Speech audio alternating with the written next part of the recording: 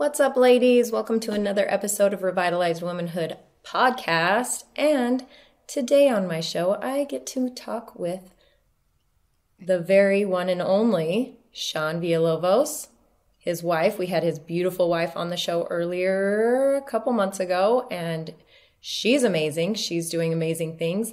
And Shawn, a lot of you know him from the Iron Council, and he debuts on that podcast quite frequently. And I wanted to have him on for a very, very specific reason. But Shawn, why don't you introduce yourself to my other listeners that are not Order of Men Iron Council followers? I'm Shawn Villalovos. My wife was on here, Jamie, and married to her, which is the most important thing. We have 4 kids. A daughter that's 17, 3 boys, 14, 12, and 7. And then we have a financial business that we've had for almost 24 years now. And then we have another business, Happy and Strong. And then my wife, like she talked about last time, has her book, Happy and Strong. And so, yeah, we've been doing all of that together for... Yeah, you guys got into it almost together, right? It was only like 1 month apart that you guys joined that company. Yeah, a few months. And but she had a boyfriend when she joined, and I was not interested in even dating. I was very focused on just business. And so it was really organic. It wasn't, and depending on whose version of the story you listen to, she'll say that right away I came up to her when I saw her for the first time and asked if she wanted to wear my coat, which I did do, but not because I was trying to hit on her, but because she was shivering. So, but yeah, it was very organic, and we were just in the same office, not even business partners, not even in the same kind of quote unquote team, I guess you could say. It was... They actually used to have us with each other. Yeah, they had us compete against each other because we were both young. We were 23. The average age in our office at the time was probably 40s, mid 40s. Mid to late 40s were most of the people, and we were early 20s. So, and we did well, which wasn't super common back then either. And so they used to use us as those examples, and then pit us against each other in friendly competition. It was pretty funny. That's awesome. And I can see her. Oh, wow. I would have liked to see that because she would have been fierce. I bet she was fierce. You were intimidated, I bet, because she's fierce. I actually wasn't, because then she turned it on. It's hard to explain. I was the guy I was growing the most and doing the most in that office at that time. And so I got a lot of accolades and was growing, like my business was growing really fast and doing really well. And she wasn't at first as good as she was. And then we went through like this class together, and they do friendly competition in there. And we both graduated at the top, where only like 10% of the people graduate. We do it now with our guys. And then out of that top 10%, they give like, a sword or something out to the people that win that are number 1 in the class. And that was me, and she was number 2. And right after that, like literally a month later, like she just turned it on and like zoomed past me, and like it was never the same again. It was really interesting. It clicked. It clicked. Yeah. And then shortly after that was when we started dating and stuff. It was pretty funny looking back at it, some of the stuff. But yeah, she'd get mad a lot. Even when I bring it up now, she's kind of shut up. Oh, I bet. Yeah. I love it. Well, that kind of makes it so I'm going to hop around here a little bit, because you've kind of set us up for the perfect. You have been working with your wife for side by side for essentially 23 years, right? Yeah. That's accurate to say. In the same business together. I mean, legitimately, not different offices, not different, just the same company, like side by side, building teamwork, that kind of thing. How do you do that? How? I mean, where's the question here? There's like 300 questions of how do you not get a divorce? How do you not, how do you build each other and not fall into competition or belittling or, what's the secret, Shawn? Yeah, there's multiple. The funny thing is every time people ask, they make the same face you made, where their eyes get kind of crossed, kind of like thinking about it. My answer is always, how do you not do it that way? Only because we've never known any different. And we literally are together all the time, every day, and always have been. Even before we started dating, I mean, we were working 16 to 18 hours a day, it seemed like, at the office and doing things and around each other all that time. So we were such good friends and around each other and knew so much about each other outside of trying to have a relationship that it was always comfortable. And we knew pretty early on that we could be together all the time. And so it wasn't ever an unnatural thing.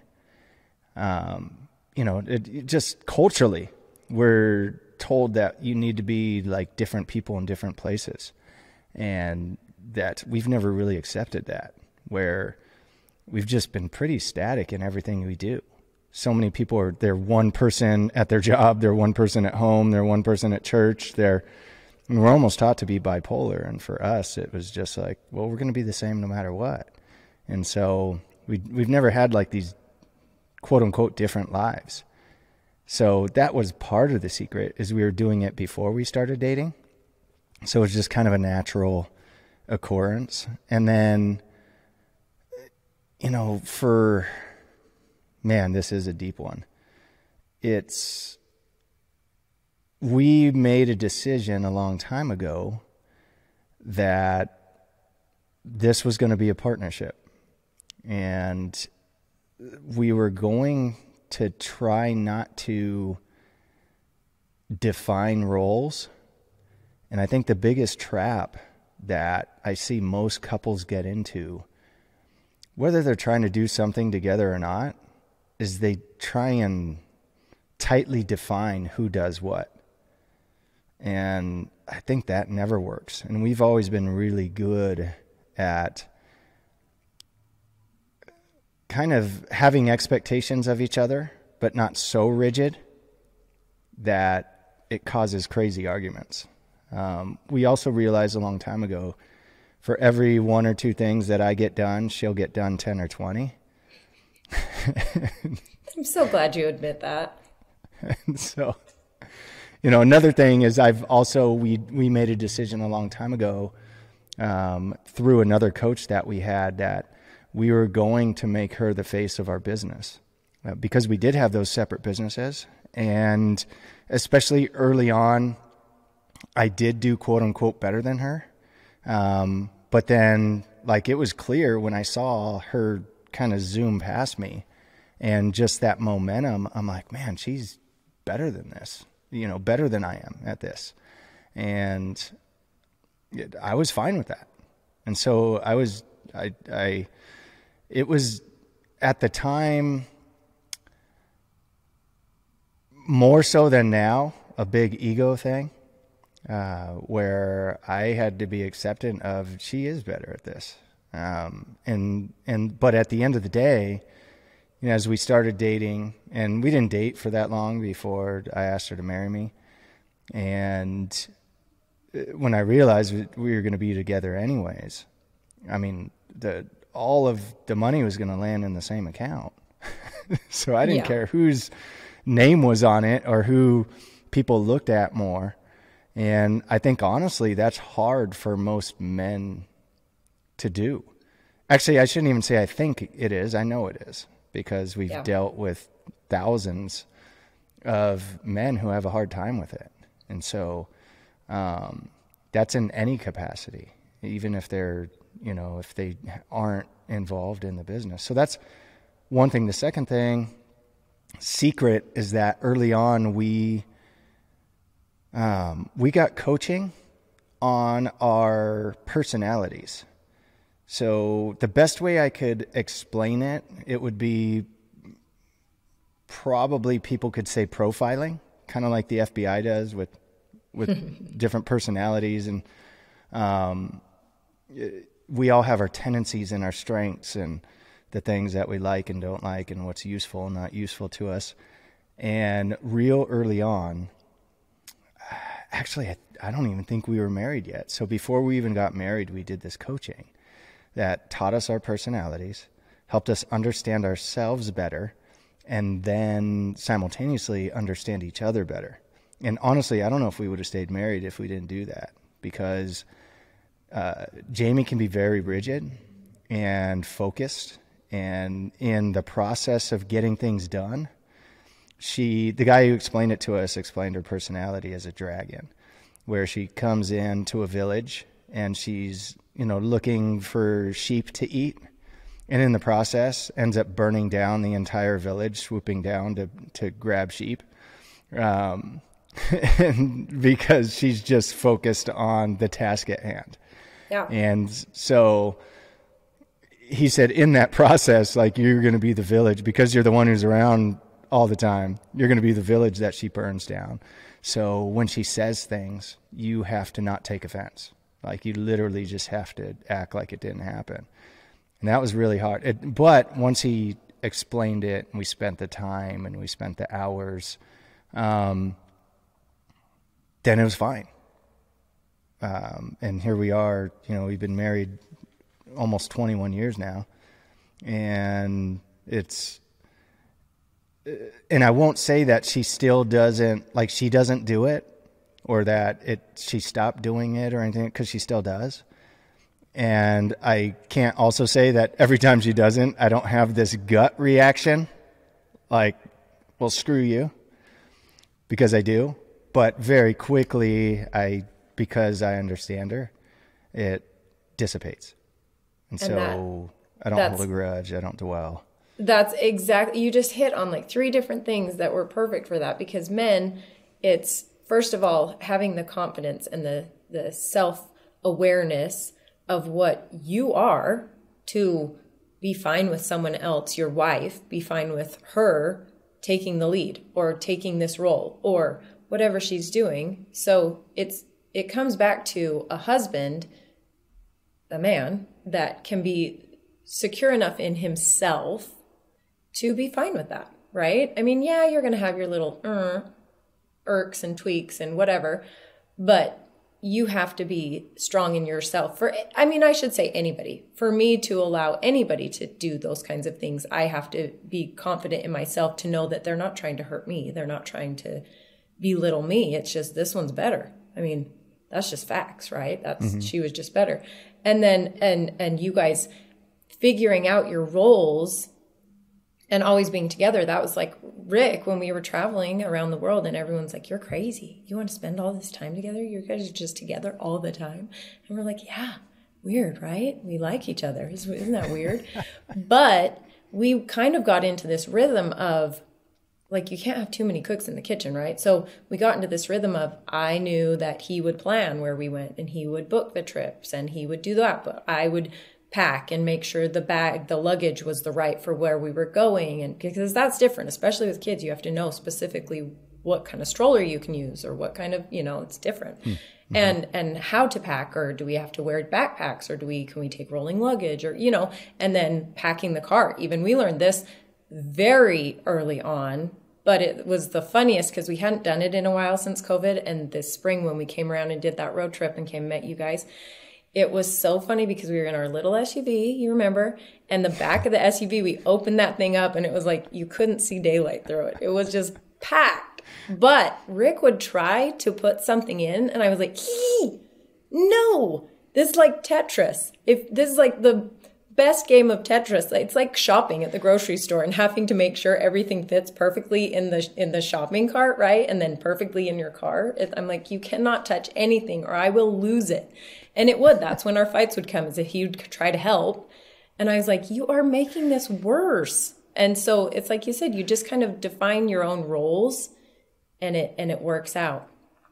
Well, here's a question. How has Order of Man impacted your life, you personally? Because this is going to roll into the next. But I want to know, because you committed a lot of your time and you your time is precious, but you've committed to this because it is something you love, right? Yeah, I've now, and specifically in the IC, I joined a little over 3 years ago now. And so what made me join was I was kind of in a plateau where Jamie and I were already very successful. I mean, we were making 7-figure incomes by the time we were 30. You know, we'd start our business at 23, and before we were 30, we were at 7 figures, and now multiple, and we've never made less than that. And so we've done very well financially.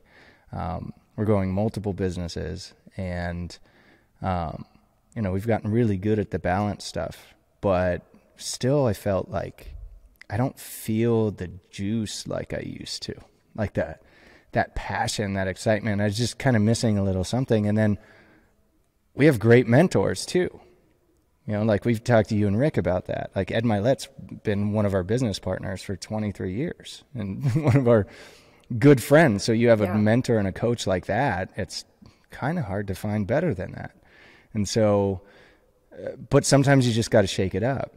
So I was at least smart enough to know that and know that I was feeling that. And so the radar was up, and I saw something, I think it was Instagram post or something, of someone that I followed that went on the podcast. And I'm like, oh, check that one out.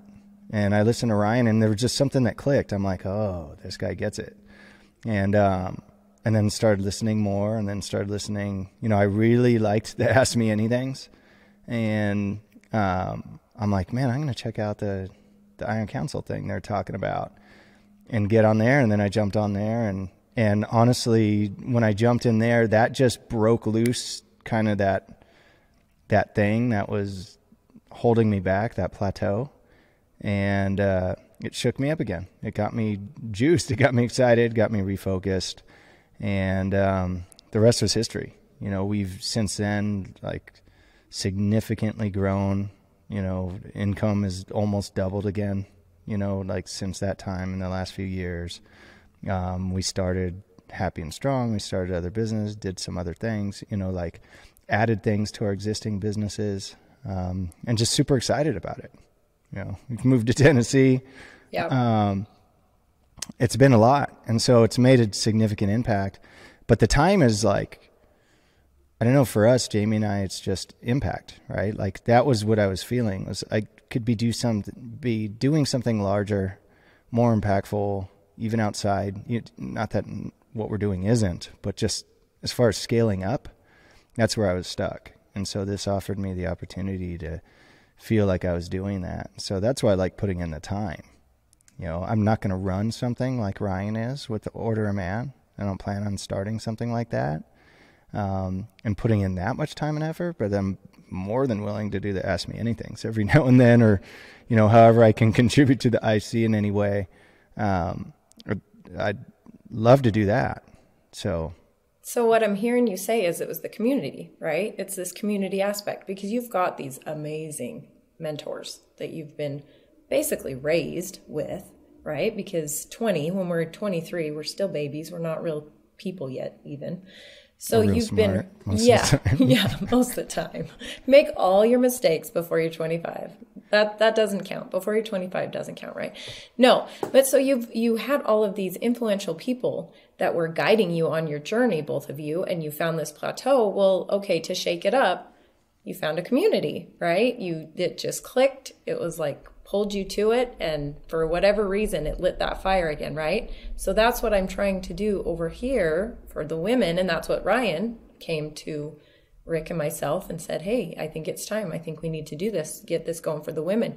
So how do you think, in your opinion, coming from the men's version of this and now seeing the women's version of this, how do you think it's going to impact women? I don't know that that's the question. I mean, because you have a wife, you have a strong, successful wife, you have a daughter, Daisy, that's coming into these kinds of things that she's going to need to be thinking about.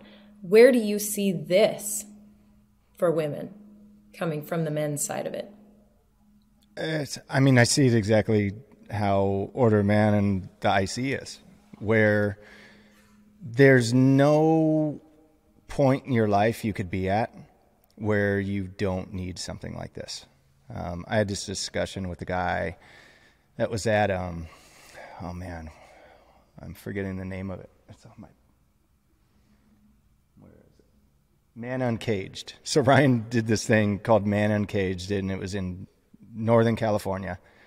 And he had like Bedros Keuilian and, you know, some other guys, like some big impact men speaking at this thing. And I met a guy there who was like, and there's other guys that I know too have had the same discussion with, that are really high caliber, high achievers. And they're like, oh, you're in the IC? Interesting. You know, I've been thinking of doing it, but I don't know if, you know, I'm already super successful. I don't know if it'll do anything for me. And I was like, dude, just the fact that you said that, like, you should be in it.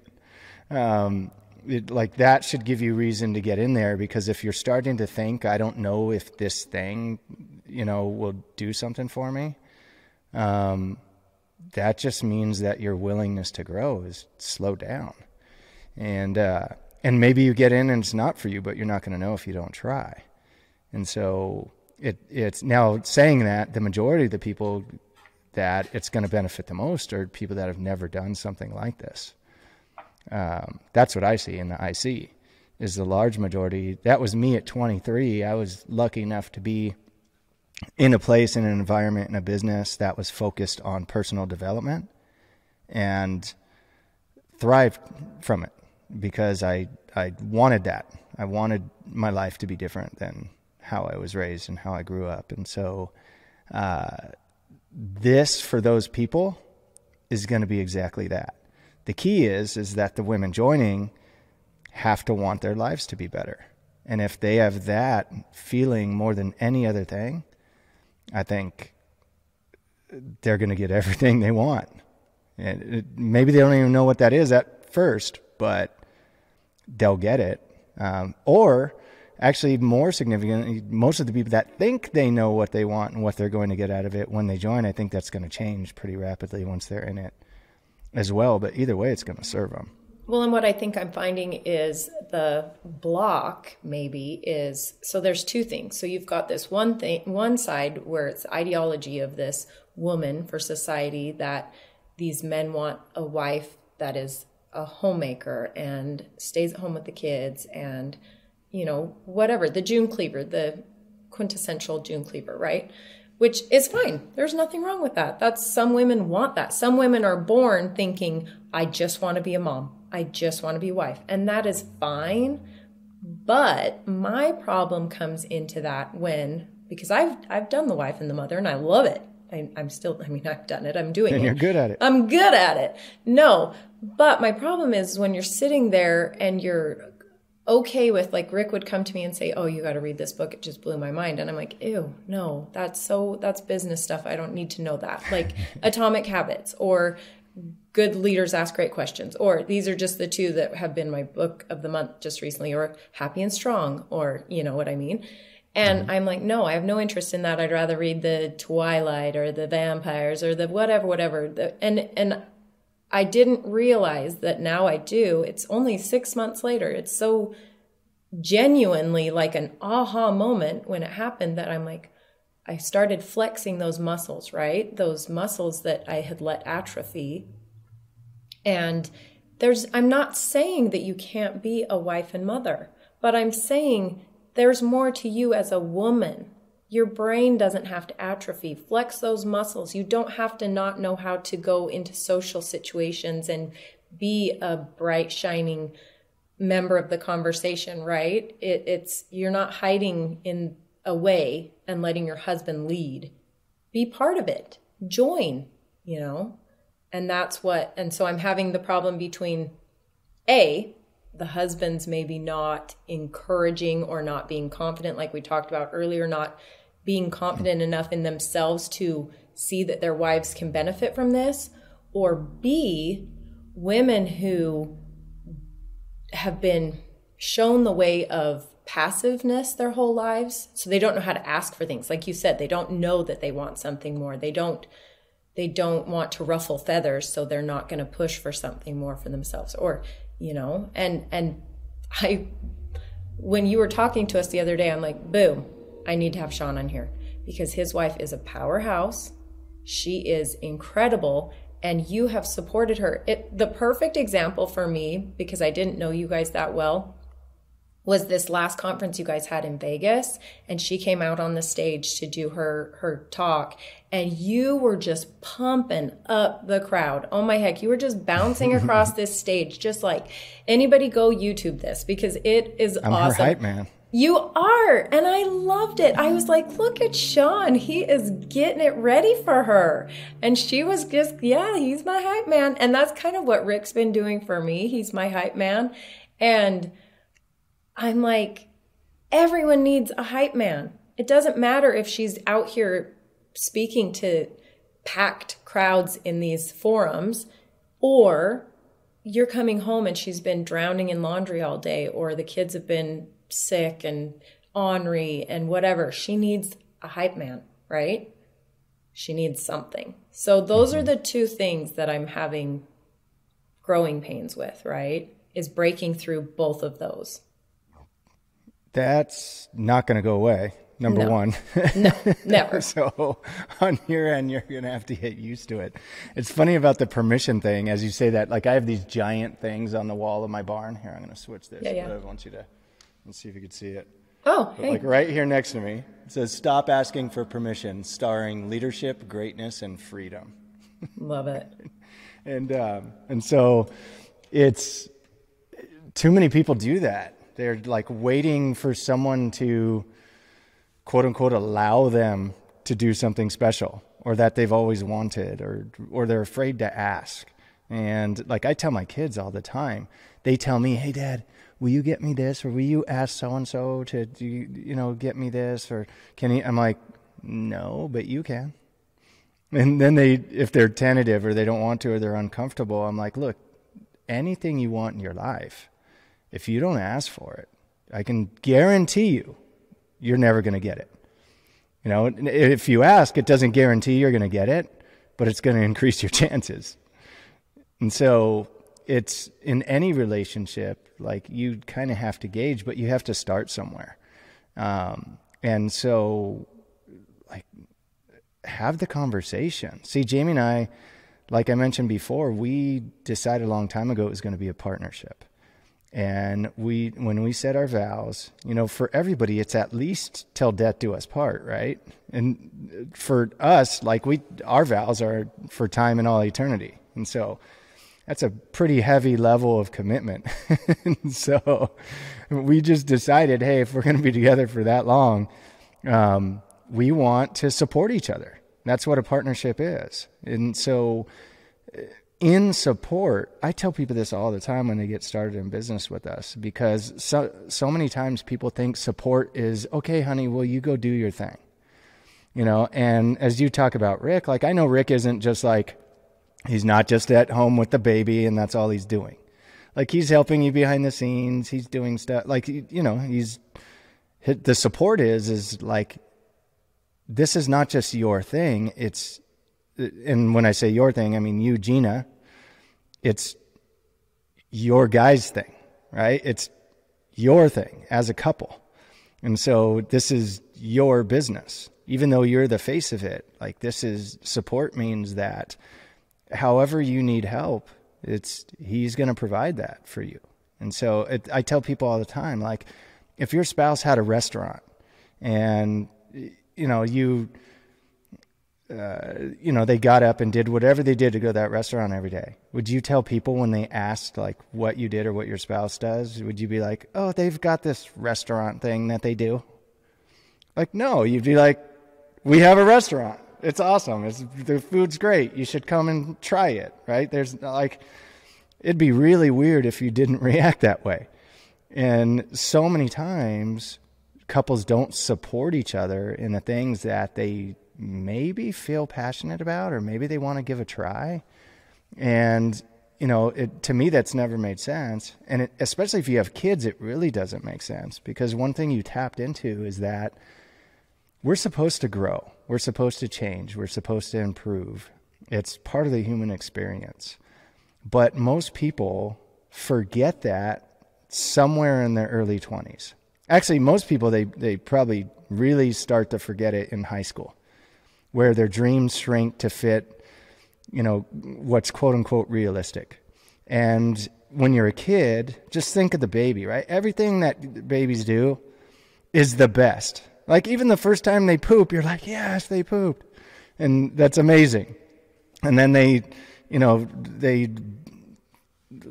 like kind of flub through almost saying words, and that's cute and exciting. When they start crawling, that's, oh wow, they're crawling, they're walking, they fall, they stumble, you keep encouraging them, they try sports, they start dancing, and constantly you tell them, it's okay, keep trying, do your best, you can be anything you want. And then somewhere between high school and just out of high school, it changes from, well, maybe you can't do anything you want. Maybe that's not realistic. Maybe you shouldn't try so hard. You don't want to be disappointed, and we think that we're like helping by telling people these things, but we're not. We're diminishing our capacity. When did that stop? Why does that stop? Why do we stop encouraging our growth? And no one can really explain it.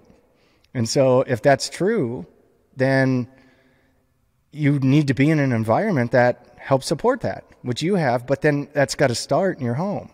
So you got to start having those conversations as a couple of, what do we really want? What do we want the future to look like? How do we want to feel about it? What do we see for ourselves, and what capacity do we feel like we have? And do we feel like we're fulfilling that need, or that we're en route to what we want? And most couples, that's an uncomfortable conversation, because until you start talking about it, most couples don't really know what they want. They've never really talked about it. They're just still kind of moving along with how they felt when they first got married. And if you got married 20 years ago, you're definitely not the same person you were 20 years ago. I hope not. But it could be 2 years ago, and you're not going to be the different person. You're not going to feel the same. You're not, and most likely, maybe you will, but hopefully, like you said, you don't. And it's just a matter of encouraging each other through those times, through those stages, and being on the same page, which comes down to communication. I was just going to say communication. I was literally, as that word was coming out of your mouth, it was coming out of my mouth. So how have you found the best way to communicate? Well, and maybe not, I don't know necessarily with Jamie. She seems like she's always known how to say what she wants, right? She's the dragon coming in for the sheep. Sounds like that. Mm-hmm. But is Daisy that way? You've got to train her now she's obviously her own person. She's not going to be Jamie. She's not going to be, whatever. You need to train her to be able to ask for things that she wants and not be just passive aggressive in her life.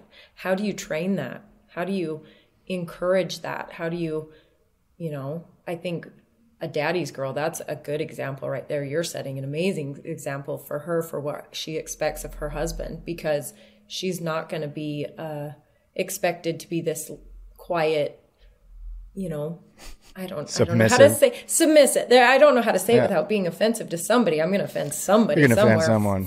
Just say submissive. Sure. Submissive. She already knows that she has options to do anything she wants, right? Other people's family of origin, that's not the case. They were taught to be quiet, to not have opinions, to not, women are obviously in society. You're either one thing or another. You're either this man-hating feminist, or this submissive. You don't get to be everything. There's no in between. It's one or the other. So that's what I'm trying to break through that and say, we can do all the things. It doesn't, just because we have an opinion doesn't mean you're a BI, right? Just because you're quiet about something doesn't mean you're submissive. It means you're thoughtful maybe, but you have to know how to use those tools. You have to know how to flex those muscles when you need to flex them, right? Well, we're all human, so we all have strengths and weaknesses. And regardless of what those are, you need support around you to shore up your weaknesses, and to maybe magnify your strengths. And so that's what Jamie and I have done for each other. As a couple, that's where it should start. And we've fortunately always done it that way. I mentioned the coaching we got early on. I could say it's a fluke. I think it's more of a God thing. You know, we moved into this office. This guy started talking to some people on our team. We thought he was weird. We thought he was maybe taking advantage of them and taking their money. We went and talked to him and ended up paying him a bunch of money. But it's the best thing we ever did, because it started with our communication being solid and serving us and being the most useful it could be. And then that grew into just the way we do it. So it became a habit, where unfortunately most people's habits, and not just couples, I think any partnership, most environments, I mean, work environments have the biggest challenge with this, is people don't know how to communicate. They don't do it well. They don't understand the people that they're communicating with. And companies don't spend any money in trying to help with that. And so it's or time or effort. And so we've put the most effort into our communication with each other and with our kids, and understanding each other and our kids. And that's the foundation for everything else. And all of our habits and everything have come from that. And it's not static. It's very fluid. It's evolved and changed dramatically over the last 20 plus years. It's evolved in the last 6 months in moving, our roles, our things, our communication, who does what, who's, focus on things. You just like anything, you got to be on your toes, right? It's like your kids aren't the same that they were. The same things aren't happening in your kid's life that were happening 6 months ago. So why would you be doing the same things you were doing 6 months ago? If you're trying to help them navigate the difficulties of growing up. That's pretty profound, because think of it this way. This just came to me. I'm so smart. Think of how often your kids grow out of shoes and grow out of clothes and grow out of things. Yeah. Think that's how often their little personalities are changing even faster than that, because they run into so many different kids at school from so many different families, from so many different, who knows, and they're listening to their parents and they're listening to the friends that their parents have over in the conversation. So anyway, these little brains and these little bodies are growing at such a rate. And you're right, we do treat them kind of like the same as I would have, like, I think of poor Hayes, bless his little heart, my little 8-year-old. He is, it's not a day goes by that he's not getting yelled at for all sorts of things. Fireball. He is. And bless his heart, he's just so fun and energetic and creative. And so if I was telling someone else, I'd be like, oh, you need to be appreciating that. He's going to be an entrepreneur. He's going to be so successful. Where in my own head, I'm like, oh, you're making me crazy. So that's a really good, I actually am very envious of couples like you that start out their marriage or even their relationship with even just knowing each other's personality is a personality test. But I've said even in the Catholic community how they require them to have those therapy sessions, right? Those communication therapy sessions for families, how to have a family and how to be a couple.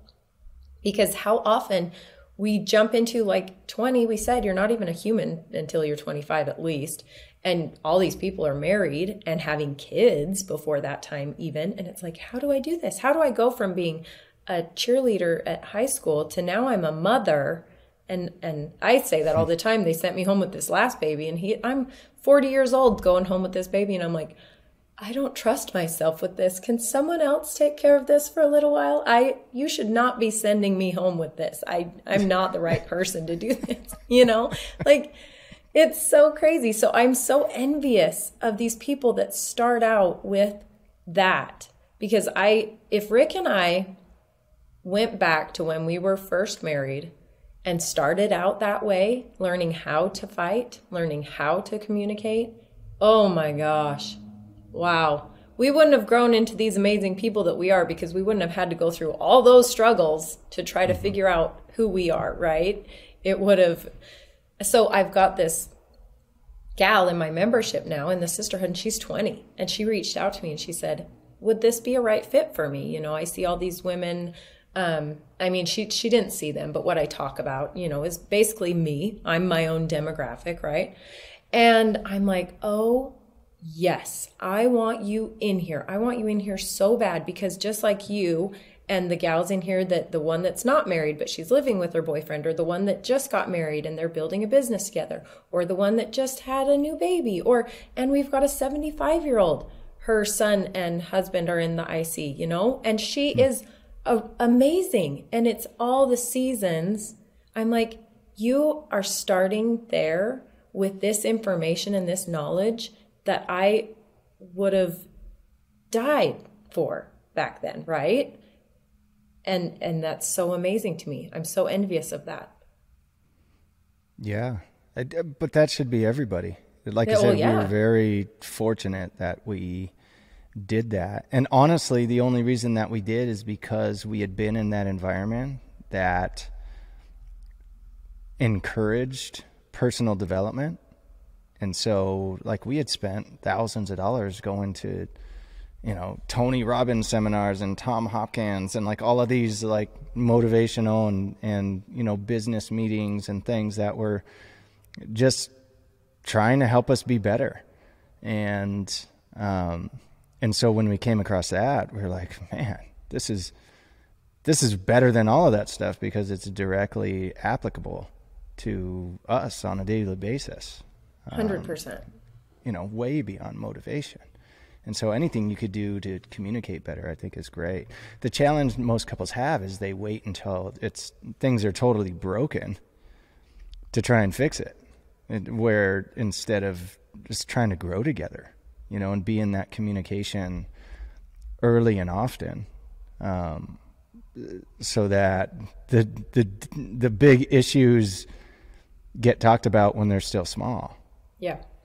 I tell my girls, my women, I tell them we left small talk at the door, right? I think Ryan has the same philosophy. You know, it's the whole theory of you're the sum of your 5 closest friends or whatever. We are in here in a constant mindset of personal growth and development, right? So whether it starts when you're 20, like she gets to, or you start now, because when's the best time to start? Now, right? Anything, the best time to start is now. But you're never going to want to be the one that's being left behind, you know? So you're constantly being motivated and pushed to be better and to grow and to learn more and to expand your mind and flex those muscles and whatever. And so that's why when Ryan came to me and said, start this for the women, I was like, yep, you betcha, I'm in. Because I know how powerful his has been for men. And now I'm starting to hear the accounts like personally through the wives, and then getting some of my own testimonials from those wives or from these women. And I'm just like, man, this is so cool. This kind of a community of where you focus on being a better person. How can that be bad? How can that be wrong at all, right? It can't. I mean, it's pretty straightforward. It really can't. There's no downside. The worst case scenario, you're going to learn a couple things, even if they're kind of deep into your subconscious somewhere, that will make you better. And maybe down the road you remember, oh man, I was in this, you know, Revitalized Womanhood thing. I remember 3 years ago, and they talked about structuring your day to maximize time or whatever it is. And I remember this one tip they said, and I'm going to start doing that. And I mean, that could significantly make a huge impact in somebody's life. They wouldn't even be a part of it yet. I mean, that's kind of your worst case scenario, is that you came in and you landed some stuff into your subconscious that can serve you at some point. I talk about it like my mind just kind of clicked into place. Like, you know, before 6 months ago, I didn't want to read the business books. I didn't care about any of that. I was just doing my thing and I was great. And I just posted it, actually, this gal that's not in here yet, but she's said she's signing up, but whatever. She started the 4 weeks to a fresh start, and she sent me an email back to it, a response, and it was just beautifully said how she's been feeling. Like, and I said, I need to share this because this resonates with me, because it's how I was feeling. I was fine. I was fine. Everything was fine. I was a good wife, good mother. I mean, we had our ups and downs and whatever, and we're traveling and we're doing our things. We're great. Everything's fine. But then when I started doing this, I'm looking at it and I'm like, was it really fine? It wasn't. I mean, laundry was piled everywhere. I was yelling at my kids all the time. I couldn't seem to get anything done efficiently, right? The productivity was low. But to me, it was fine. I was getting by. Because you were in your routine, right? Yes, I was in my routine. I was falling behind each day. I was just getting behind and behind and behind and behind. And it was like my mind just clicked, right? And all of a sudden something was like, oh, wow. And that's what I feel like I'm the perfect catalyst for this right now, because I was just there 6 months ago. I was so close. I was just there. And it was that one little bit of information that just clicked into place, right? I don't even remember what it was. If it was something on Ryan's podcast, if it was something just clicked right into place. And it may have started when we met you guys. Honestly, it may have. I know it started with Rick, this whole new, because he's always been, same thing. He's always been successful and had his businesses and read books and self-help or whatever. But then the bonds part of it, for me, I call them bonds, my 4 core categories, clicked into place, I think, when he went hunting in Hawaii, when Ryan invited him, and it just kind of clicked, something clicked. And that just started this whole chain of events taking place for this next part in our life. That's funny you say that, because I don't know if you remember when you guys were at our house in California and you had come out, like you'd never met me or Jamie before. And hello, strangers. And yeah, we ended up, I don't even know what time it was or whatever, but it was just like, we could have done that for a week. Yeah. And so, but when you guys were there, like you had this little light that almost, I don't know if it came on there, but you, and I don't even know if you remember saying it, but you were like, I'm feeling like I want to do something really significant and different. And I'm not sure exactly what that is or how it is, or if I'll even do something about it, but I've really been having that feeling. And I don't know if you remember saying that or not.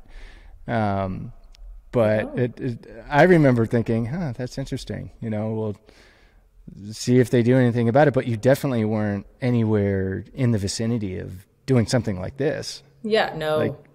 Like nowhere near it. No, and then to hear literally like a couple months later that, now you were kind of headed in that direction or thinking about it was pretty. The universe is weird. Pretty man. Funny.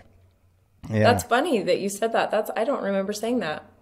That's interesting. That's really interesting. See what I mean? We don't even know what we want. It's in there somewhere, but we don't even know. That's why I love that 4 weeks to a fresh start, is it helps these women kind of see a vision. Like it makes them, it's like you're battle ready. It makes them focus on these questions where it's like, oh, do I even like that? Do I even want to do that? And it's like, why are you doing these things that other people have told you to do, or what you're supposed to do, or what's expected of you? It's do what you want to do. What do you want, right? I told you. That's what it was. That's what you said. It was like impact. You wanted to do something with impact. That's my whole slogan, is that's building lives full of purpose and impact. Yeah. Because I was kind of at this crossroads of, I could go into nursing school. I wanted something. There was just something that just kept nagging at me, like, yes, I'm having kids. And we had just he was only 1, right, when we came and saw you guys. And I'm even telling Rick still, I'm like, I think there's another one. I think there's another one coming. He thinks I'm crazy. He thinks like the medical journals are going to be knocking on our door soon. But anyway, I just felt like it's just something. It's just something out there. I think I need to be committing more of myself to. But You for sure knew that you guys were headed into a different chapter, a very different chapter. Like, you both seemed pretty clear on that. Like, something new and exciting is coming. We just don't know what it is yet. Yeah. So I will say that, like, you guys were at least aligned enough in that way where you both knew, like, something's on its way and we're just going to be open to whatever that is. Isn't that the key to life? Be open. Like that. Absolutely. Isn't that the secret? If I think two things so far in my life that I can reiterate that are so important is, one, keep going. Like, what are you going to do? Stop? You have no other choice. I just got done recording with Rick's mom, and she is amazing. An amazing example of things can go very wrong. And what are you going to do? You just got to keep going, right? And then the other one is what I just said. It's, what did I say? Because I just totally lost my train of thought. Bring me back, Shawn. Bring me back. Bring me back. Oh. Well, you were talking being open. Being open. There it is. Right? Bring me back. Yeah, it's that baby. Yes, and being open. Just say yes. Just start saying yes to things. I keep reiterating that to my ladies. I'm like, what are you so afraid of? Oh, that's actually our monthly topic this month. It's fear, conquering fear. And why? Why would you not? Just try it. What's the worst thing that can happen? That is Rick's, after us losing everything. I mean, he kind of thinks in that way now, and I think in that way now. We think in that way together is, what's the worst thing that could possibly happen? We live in a basement again? Well, that wasn't so bad. So sure, go for it. Go invest that money or go start that podcast or what's the worst that's going to happen, right? I mean, other than barring death because we kill each other. I don't know. So. Well, and what have you, through this so far, what have you learned? Like, what do you think is so far? I'm sure there's tons of lessons, but if you were to choose like one or two of the majors, what unexpectedly has happened to you in doing this? Aside from because you obviously had an expectation. There had to have been some level of expectations for what you wanted. There's no way that actually happened. So what are maybe the surprises or the big impact things for you that you didn't expect so far? I don't know how to answer that very eloquently, other than to say when you asked it, I thought that my passion has come out and been magnified in learning about people and wanting to be able to just be one-on-one with them and hold that mirror in front of their face. Because nothing that people, like if you sat down and wrote down what your strengths and weaknesses were, right? It's so funny that people cannot see all of these amazing things in themselves that they either project or maybe don't project to people, right? And I just want to shake them. And I'm just like, look at yourself.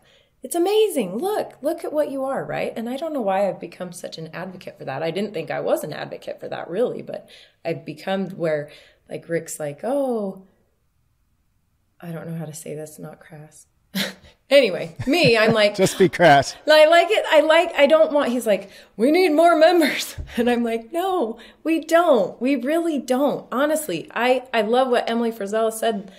And I'd rather have 4 quarters than 100 pennies, right?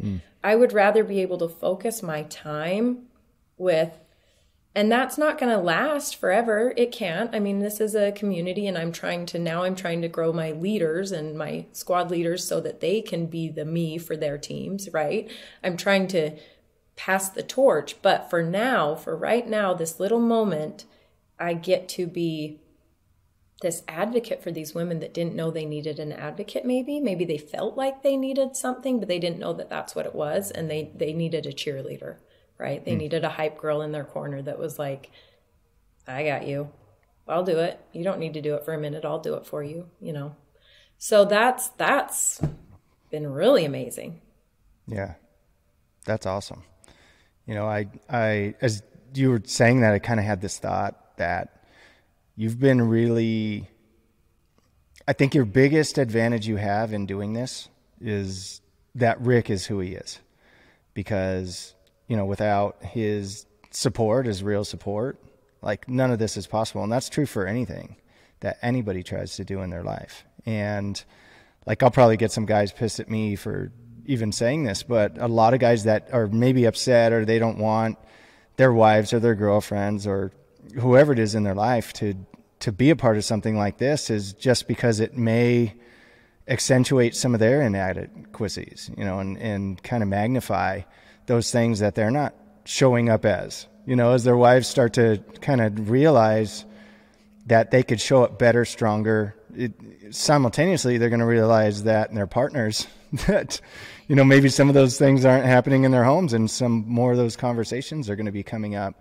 And, you know, and so sometimes men, you know, don't want that to happen. Maybe they don't want to push as hard or have to grow, you know. And I'll say this, like for me and Jamie, one of the things I appreciate about Jamie is that she's so good at so many things that does accentuate some of my inadequacies in those things. And it pushes me to be better and to do more. And that's one of the things that I like about my relationship with her. And so, you know, for some of those men, I mean, a lot of them are in the IC, so maybe they need to pay closer attention to the stuff they're learning in there.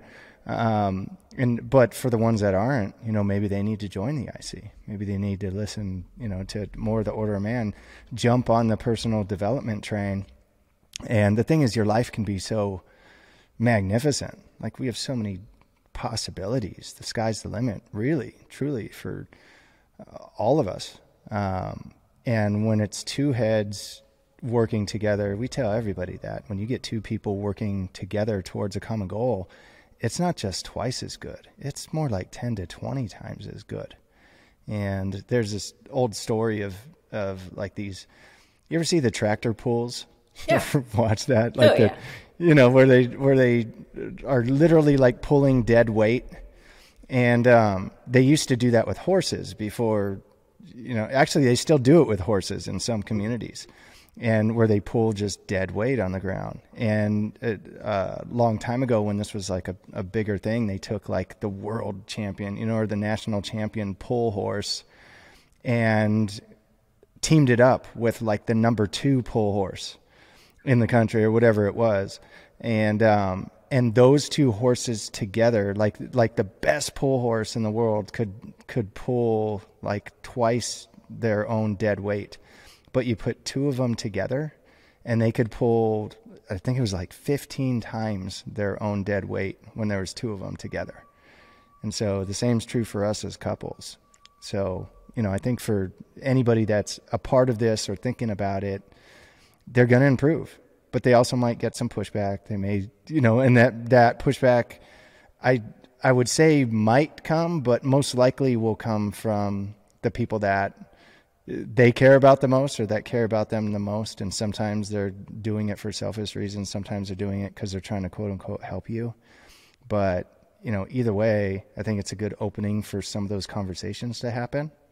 And they need to be willing to, you know, and be brave and confident in expressing how they're feeling, you know, in those moments as it comes up. There's a book called The Dream Giver. I don't know if you've read that. Mm-mm. Easy read. It's one of the best books for people kind of starting their personal development journey.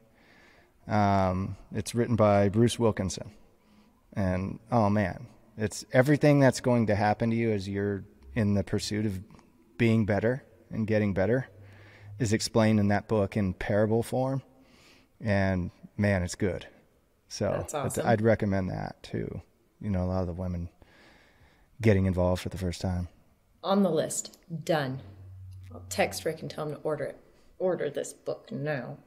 I'd be surprised if Rick hasn't read that one. It might be like I'm saying, all of these books that it's like that I want to pull up for my monthly topics and whatever, and I just scroll through his Audible and I'm like, oh, there it is. Okay, I'll listen to it now. I'll be good and grow too.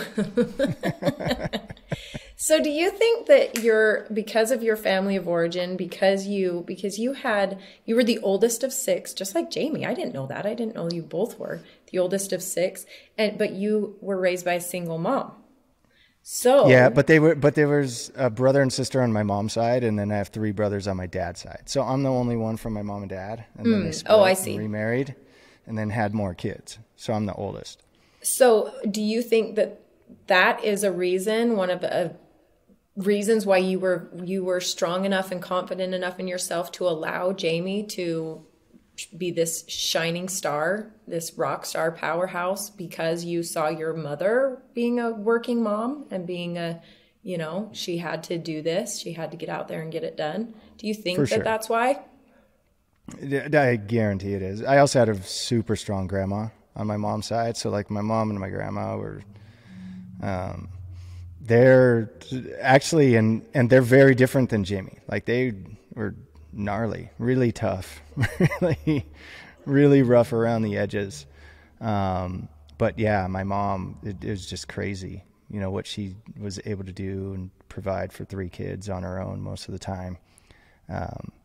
Now with 4 kids, with Jamie and I as a couple, that's hard enough. I couldn't imagine it, just being me or just being her. Don't they have the coolest stories? Oh, it's crazy. It's crazy. It's pretty unreal. But yeah, I've been fortunate to have very strong women in my life, my entire life. So that's been a definite advantage in helping me kind of put my ego aside, I guess you could say. Yeah. Or not having the expectation of like, I have to be the strength for both of us, or I have to do everything, or I have to be quote unquote the man. Yeah. Or whatever. Yeah. And it's showing you're now passing on that same family of origin to your boys for who they're going to be looking for their wife, and what they're going to expect of her or not expect of her, or, teamwork, right? And Daisy, like I already said, that what she's going to be looking for and expect in herself, in her husband, and those kinds of things. I think that's awesome. Yeah. Well, thank you. How you guys like in Tennessee? I love it. Jamie's slower to acclimate than I am. Well, you're kind of out in the middle of nowhere, right? Aren't you? We are. And I think that's the part that she doesn't totally like yet. And it's slower to kind of be excited about. It's one of my favorite parts about it. But we're really not. I mean, honestly, we're 15 minutes from Whole Foods. But it feels like it. I love that you say from Whole Foods. Because Whole Foods is kind of Walmart. Like yeah, exactly. It's not Walmart. It's not Piggly Wiggly. It's St. George. If there's a Chick-fil-A, we've got, 3 now? 2? I don't even know. That's like, whoa. There's like I remember when a Starbucks came here and we were like, oh, whoa. Yeah. Rick keeps threatening to move us out to the cabin, and I'm like, ugh. That's a different animal. That's a Yeah. different animal. Yeah. That's like complete quiet. Yes. But yeah, I mean, across the street on 2 sides, we have cows and goats, and it seems very rural, but it's closer than she thinks. But I don't know. I love it. It's cool. It's growth. It's different. It's not easy for either one of us. Even though I love it, it's still hard. It's a move. It's a major move. You culture make shock. friends. You have to, it's a different culture. It's a different environment. There's no beach. I mean, we're going to Costa Rica in a couple weeks so I can surf. So Are we missing you guys? I've surfed my whole life. And what do you mean? Did you not? Have you? Yeah, we're going to be there all of January. Ryan and Trish are coming. Are you serious? You guys better just stay longer, hang out. January, we'll meet you. Where are we going? No, we won't be there January. We're going to be there December. Yeah. Oh, that's Jeez, we did not plan that well. Talk about communication fail. I know. Boo. Funny. Boo for us. Next year, we'll figure it out. Yeah. Well, I would love it if I could use you for what you are so good at in your 24 years of experience in the financial advisory industry, right? So not only coming off of a holiday, Christmas, where everyone goes crazy thinking they have to blow the budget to get their kids all this junk that in a month I've said it's the reason that I will be mad next month because I'm tripping over things and clutter. We don't do that. We do trips and memories instead of that kind of thing. We figured it out. But if you could give the tips and tricks for coming out of the holiday season into the new year for these people that maybe are wanting to level up. I don't know how to make that not so general and vague for you, but tips and tricks of the trade, I guess. I don't know. Is there a better way to say that? Honestly, I think it might be like for my best advice, it's too late, probably. Unless you haven't done any of your shopping or anything yet. But here's what I tell everybody. But I start saying it in like October. And then into kind of early November is first start with a list. Like figure out exactly who you're going to buy for, who you're not going to buy for early on, and stick to that list. Like don't add for people. Maybe give yourself a little cushion for like 3 to 5 people of maybe somebody that ended up getting you something that you didn't realize would, and you feel bad, which inevitably happens to everybody. But don't drift too much. And that's the hardest part is most people go into the season. Number one, they don't have a list. They don't know exactly who they're buying for. They don't know what they're going to get them. So like Jamie and I every year, and this is more her than me, but it works really well. We make a list of everybody. Then we figure out what we're going to get them. Then we go get it for them. Most of it's on Amazon or whatever. Find deals. Go get it. Have it shipped to us. Sometimes we have it shipped to them. Most of the time it's shipped to us. And then we get it and it's done. Like, even I had, and Jamie's way better than me, but I had all of everything I got for hers already done. Like that's finished. I only have to wrap a couple of things still. But it was all purchased a while ago. Same thing for her, all of our kids, all of everything. And, it was just finished. So now we spend the holiday season. Number one, it saves tons of time because like we're not going to the mall and spending hours.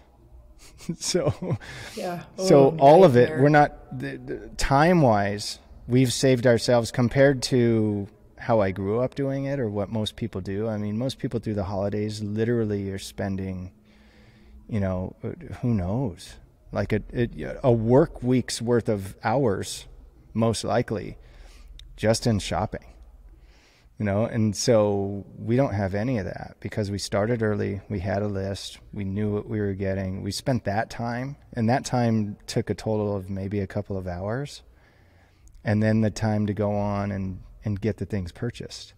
But now, between all of it, we spend a few hours instead of like weeks. And I think that's where a lot of people, and then it saves us money because we're not making emotional buys walking around the mall. And that's the biggest killer. When you don't have a list, you don't know who and what you're getting them, you get pulled by marketing.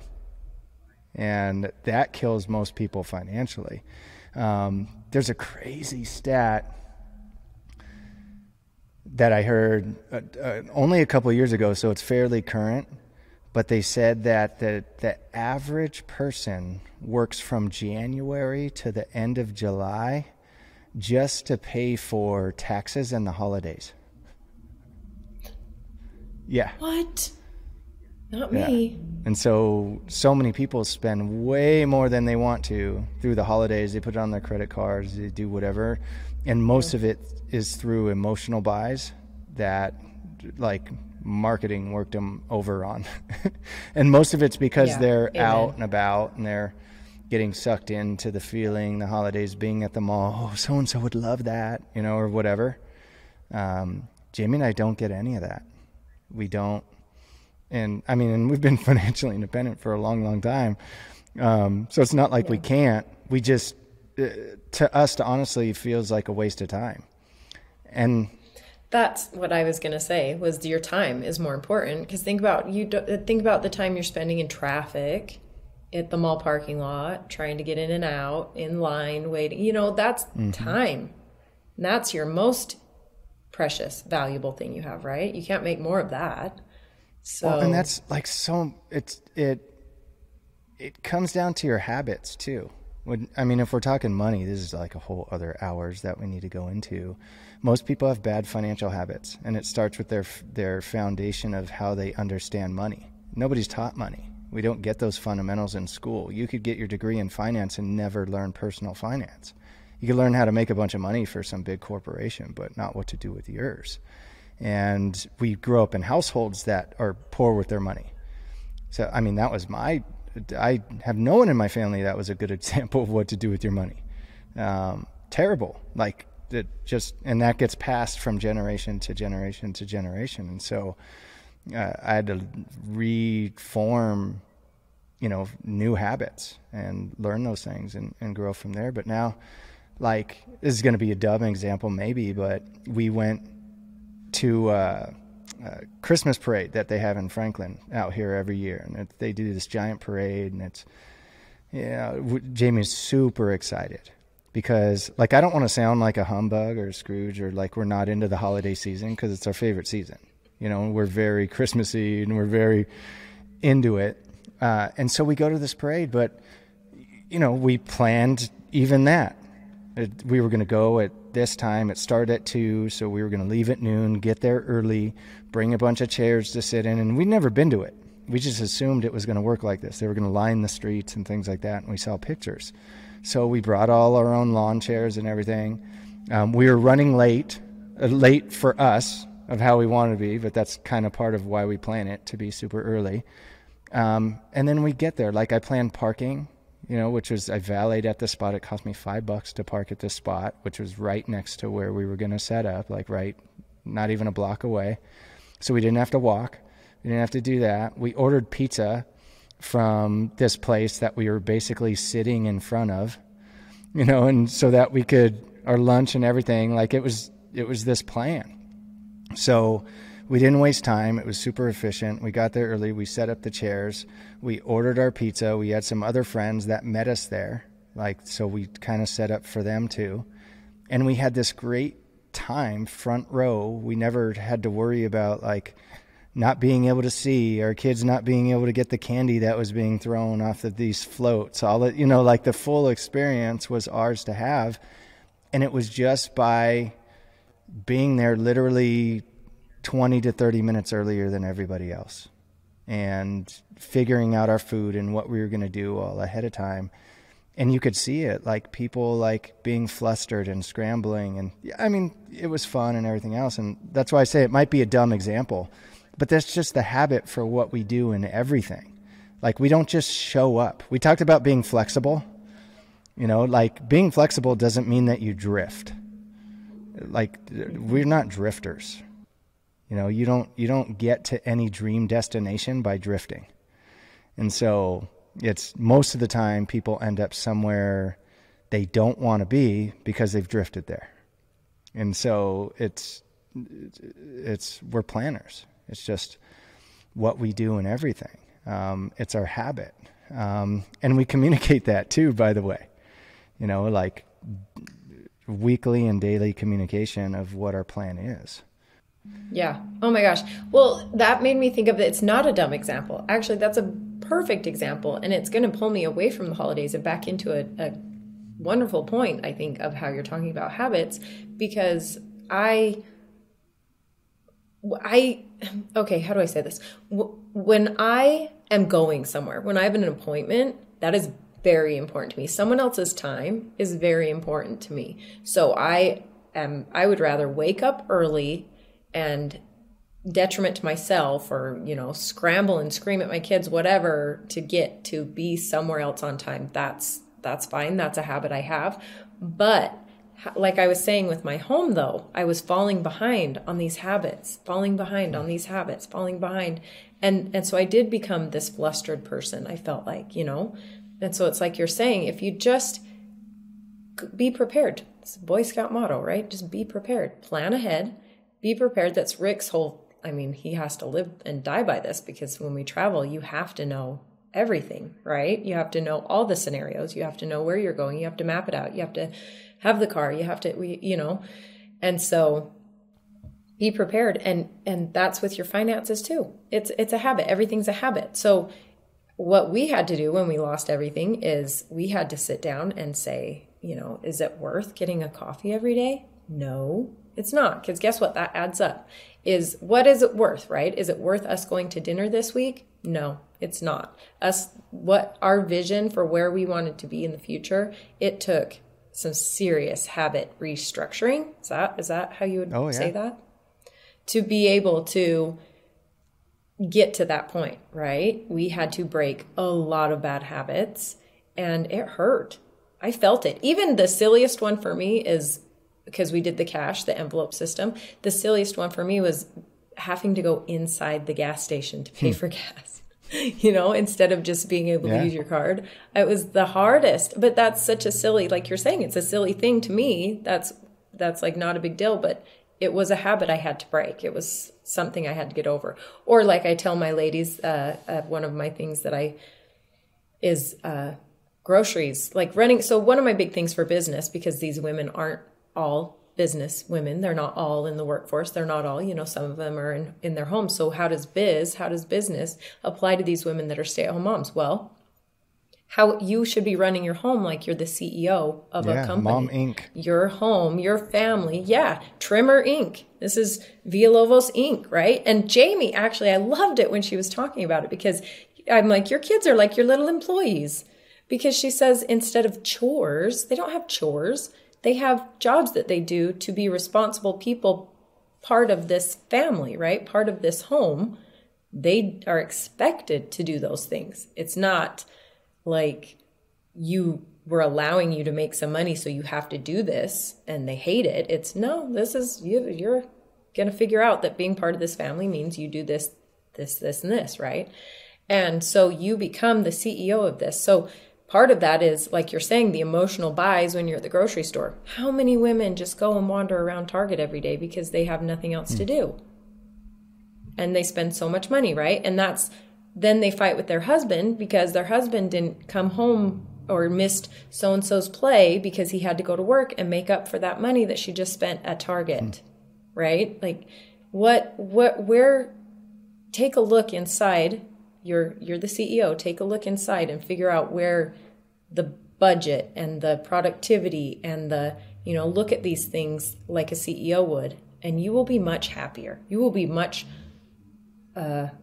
you'll have purpose, right? You'll have more purpose and direction rather than just getting up and having my coffee, sitting on the couch, watching some Netflix, hanging out with the baby, going to the gym, going to Target, seeing what all the influencers are telling me that I need to buy.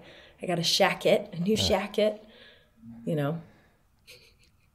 I have views on that. Yeah, you just talking about this. I have views on a lot of those things. I've been there. I have too. I'm out of it. And I was like, Jamie was always good at saving. I was a spender, and now I'm not. Not that I don't buy things and that, but it's not frivolous. And there's it all has it's kind of a means to an end, everything, it all has meaning. I just don't like being wasteful in anything, but especially in our time. Yeah, I love it. Hey, I appreciate you being on here with me. Yeah, thanks for having me.